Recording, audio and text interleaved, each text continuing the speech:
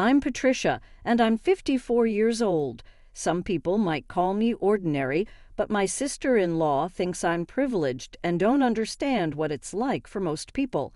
Let me explain why. My husband, Robert, is also 54, and we both have full-time jobs.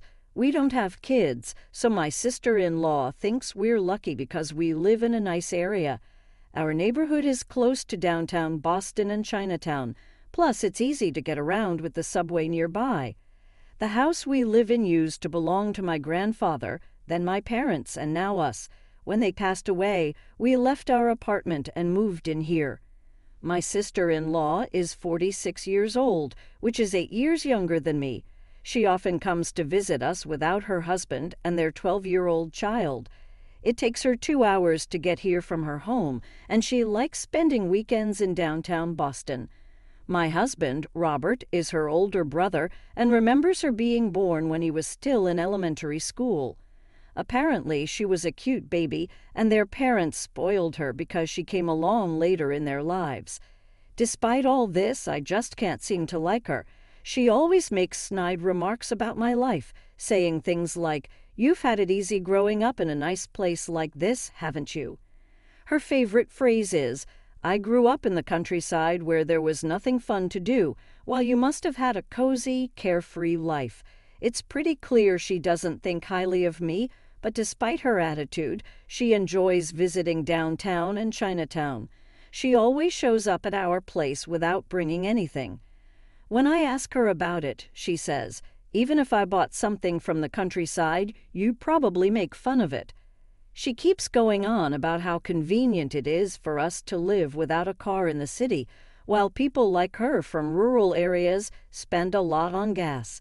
Whenever I try to defend myself by saying that her area must be nice too, she accuses me of being sarcastic. She insists that living in a city where everything is within walking distance and there's good public transportation means I don't know any real struggles. It's frustrating because when I mention that I mostly stay home working during the day, she twists my words, claiming that I'm just bragging about living near tourist spots. It makes me wonder who's the one being sarcastic here. Sometimes my sister-in-law's words can be pretty harsh, and I complain to Robert about it, but he just brushes it off, saying, "Oh, that's just how she is. She's very direct." Amidst all this, I heard that my sister-in-law is planning to build a house, so during one of her visits, I asked her where she planned to build it. She replied, "Obviously near where I live now, Patricia. Unlike you, I had to buy the land. I didn't inherit any property like you did, so I can't afford to live in such a nice area. It must be nice being rich." That really got to me, so I asked her how I should have asked without being offensive. She just laughed and told me, maybe I should just stay quiet, because everything I say seems to offend her anyway. After that, she completely ignored me, and I felt left out of the conversations. Even though she still comes over, she doesn't say a word to me anymore. But she keeps visiting even more often than before, and Robert doesn't seem to mind.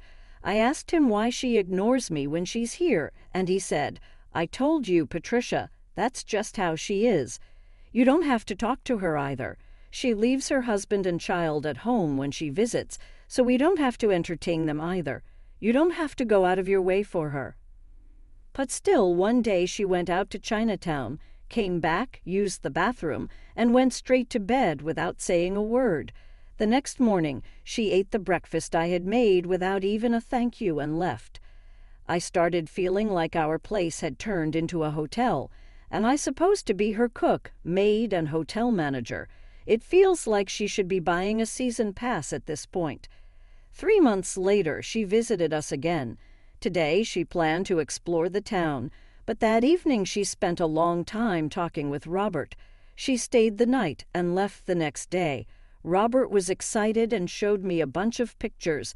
"Hey, look at this. It's the house my sister built." "Oh, her house is all built now? You're going to love this." He showed me a picture of a pristine white building. Indeed, it looked newly built and was very pretty. "Isn't this amazing?" Robert enthusiastically showed me another picture. I tilted my head, puzzled.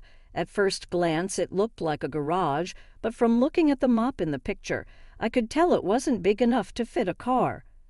Who is that? That's right. Isn't it amazing? Robert exclaimed proudly and then shouted, "It's a garage for a motorcycle, and it's custom-made. My Harley can fit in here." What? I was completely stunned. Wait, so you're saying this is your sister's house, right? I couldn't quite wrap my head around it. And you've been talking about swapping houses. Caught off guard by this unexpected response and development, I was shocked. I dropped the plate that I was holding. She's been saying that she likes this house's location for a while now, and I've been saying that I don't like how old this house is since it's been passed down from your family for generations, Robert explained. So she suggested, well, how about I build a new house here and we swap houses? So I had her build a special motorcycle garage there so I can park my Harley. Wait, huh? What? I was taken aback. He never discussed any of this with me. I can't. I don't want to leave this house. It's not like I have any particular feelings about her house.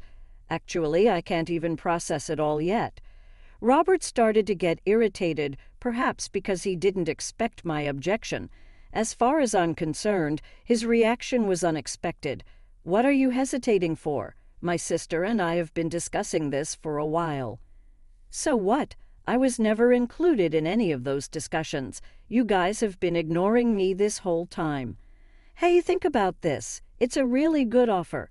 Plus, there's a garage where I can keep my motorcycle. Wait, what about me?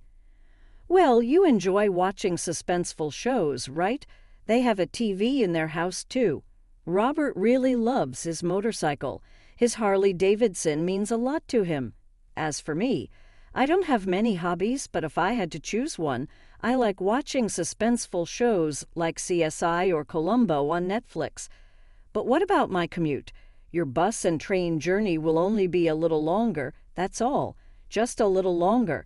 It's going to be an extra 2 hours. Well, I can ride my Harley. A 2-hour commute might be good for you. You've been putting on some weight lately, so think of this as a chance to lose weight. Lose weight. Even then, a 2-hour commute is crazy. I can't do that every day. But he was already excited about the new house and its garage for his Harley. He seemed surprised and annoyed that I was attached to our old house. Then he gave me an ultimatum. I'm giving our house to my sister and her husband. They have a new house with a garage for my bike. Why would you refuse? If you don't agree, I'll divorce you, he said firmly. Divorce? Did he just threaten me with divorce? I was shocked. Okay, let me sleep on it, I managed to say. I lay in bed, stunned. A new house with a garage just for his bike. It seemed like it was all about Robert. His sister and her husband didn't even own a bike.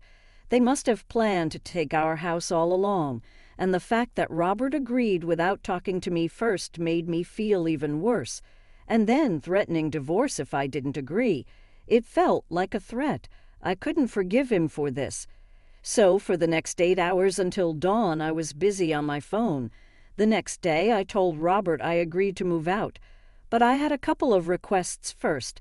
I needed 2 weeks to pack because I work during the week. And second, they couldn't move in until we had moved out. Okay, yeah, sure, Robert said. You got them to build a garage, right? So as a thank you, I want to leave the house in really good condition. Let's hire professionals to clean it and hand it over 2 weeks after we leave. Robert agreed to that too. Happy with the arrangements, I called 2 places while Robert was out. The next 2 weeks went by quickly. Robert was happily packing, singing some strange song about his Harley. I called my sister-in-law to ask, how big are the rooms in your house? I needed to figure out where to put our furniture. They were also calling us about their layout since they were moving from an apartment. 4 weeks' notice for moving is really short. It seems like they're rushing to get ready for their move. Then on moving day, there was a knock on the door. Hello, we're from U-Haul Moving and Storage, said the first group of movers when they arrived. Great, come on in, Robert directed them. But soon after, there was another knock. Hello, we're from 2 Men and a Truck, said another group of movers. Robert was surprised. I quickly stepped in. "Sure, come on in," I said, ushering them inside. "Wait, what's happening?" Robert exclaimed. "What's happening is," I said, "we're moving. So I'm moving to our new home," I explained. "Okay, everyone, the boxes with yellow tape are mine. Please bring those this way. The rest can go with U-Haul," I said quickly. An hour later I said, "Well, thanks for your help. I'll send you the divorce papers later." "Wait a minute," Robert panicked. I glanced back. "You're the one who wanted a divorce, remember?" I left Robert behind and hopped into the taxi I had called, but the ride was short. "Long day, huh?" A man approached me. It was my older brother, Dave. He had come to help me move.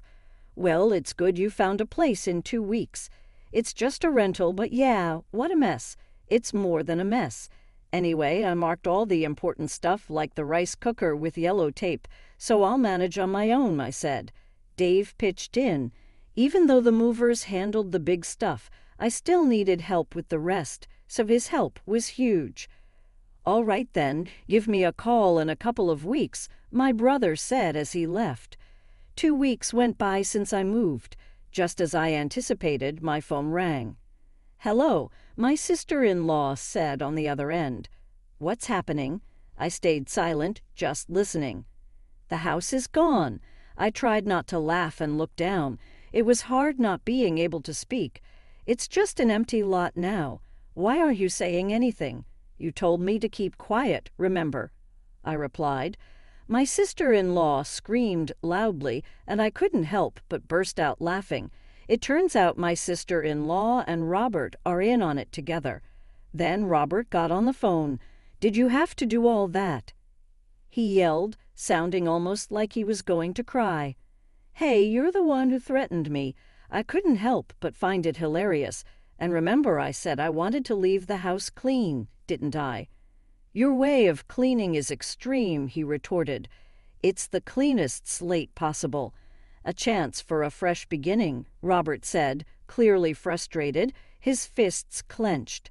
"Anyway, come over so we can discuss this." "There's nothing to discuss. If you don't come, I won't sign the divorce papers. Do you remember when I initially refused to leave the house? You threatened to divorce me. It's funny how fast you changed your tune." "Shut up, all right. I'll come to your place, but I'm too nervous to come alone, so I'll bring someone with me." I contacted my brother. "Are you up for this?" he replied. "Absolutely. He's always been dependable." Thank you all for gathering today. My sister-in-law's husband, whom I hadn't seen since the wedding started, almost like it was another wedding ceremony. He seemed shy. My brother Dave, my husband, his sister, her husband, and I all sat around the table in my husband's new home. We couldn't have the kids with us, so they were in the next room. But the atmosphere in our room was tense. My sister-in-law had come in cheerfully, but she was shocked to see an empty lot where the house used to be. Since they'd already given up their apartment, they couldn't go back in a hurry, so the movers brought all their stuff to my sister-in-law's new house. Now there were 2 of everything. 2 cabinets, 2 tables, making a space feel really cramped. Seeing everything doubled up was a shock. It felt like something you'd hear about in a TV broadcasting mishap. "Why would you demolish the place? This is too much," Robert's sister exclaimed angrily. Robert joined in, "Yeah, just because my sister is easygoing and you're sensitive doesn't give you the right to do this to her. How could you sink so low?" They were both yelling, but I couldn't help but laugh. I inherited that London house. It was originally my grandfather's, so I can do whatever I want with it, my husband defended himself. Then my brother added, "Basically, since Patricia inherited the London house, it's her individual property and doesn't count as marital assets. So you as her husband don't have the right to decide what happens to it or give it to your sister." "Huh, what?" My sister-in-law and husband were stunned by the unexpected revelation. "Well, if you had told us that from the start, this could have been avoided." Robert tried to deflect blame. Classic Robert. "And Patricia is always in sync." So are we just blaming each other now? I thought silently. It's too late to object. My sister-in-law's husband sighed. You threatened me with divorce and told me not to talk to your sister, so I couldn't say anything. He finally spoke up. Patricia was threatened with divorce and you wouldn't even let us talk to your sister. What choice did we have? Dave chimed in. So I decided to sell the property. The house was too big for me to live in alone anyway. The truth is, the day after I was threatened with divorce, I made 2 phone calls. One was to Dave and the other was to a demolition company. They said it would take 10 days to demolish the house. I explained. My sister-in-law lives about 2 hours away, so she wouldn't have had time to come here after getting short notice for the move.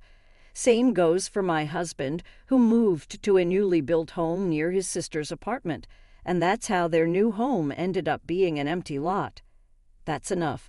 We've lost our home, and we had to move twice because we stayed at Robert's house temporarily when we found out ours was gone, which doubled our moving costs, my sister-in-law exclaimed. Do I look like I care? You should be grateful you're not being sued for trespassing on my property. You couldn't move in because it was razed to the ground, so you dodged a bullet. Ha, I couldn't help but laugh. Does that mean you didn't have Patricia's permission to start all this moving business? My quiet brother-in-law finally spoke up. That's right. She told us to stay quiet, and my husband threatened me. They just went ahead and made plans without us, my sister-in-law's husband revealed. Hey, what were you thinking? You've been spending money in Boston and Chinatown for the past 3 months. You left me and the kids while you went shopping, and now that you've decided to live there, you sold our car. We can't live without a car here, but this house only has a garage for a motorcycle. Do you realize how much trouble you've caused everyone in your family? My brother-in-law erupted in anger. What's wrong with you? My sister-in-law looked shaken. It seemed like she had never seen him so angry before. Patricia, my brother-in-law continued, this one here told me, I'm going to take my brother's house and move. If you disagree, I'll divorce you. Can you believe it? It's surprising how much siblings can think alike. I was nearly bursting with laughter.